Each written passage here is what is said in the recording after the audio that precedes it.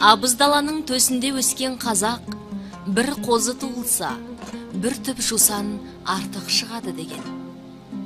Дүниеге перзент келсе, несібесімен келді деп ырымдаған. Егерде ұл туылса, құрғыстар перзентім деп ерекше сүйіншілеп, шілдехана күзеткен. 5-7 күнде баланың кіндігі түсіп, денесі ширайды. Бабамыздан қалған дәстүр бойынша, қыз баланың кіндігін өскенде отбасының тірегі болсын деп, от орнына немесе табалдырыққа көмген.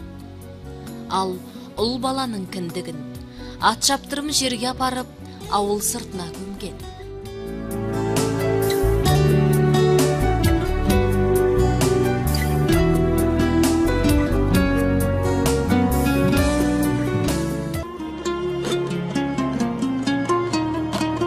Ат жалын тартып мінер немересін ел қорғайтын азамат болады деп, ата-анасы үміт етіп, ізгі ниетпен ақ батасын береді.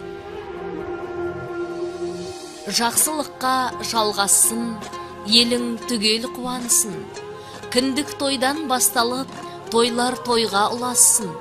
Ұлтыңды сүй, ұраның, тілеу болып тұрамын, өнер үйрен тірлікте, сарқылмасын бұлағы.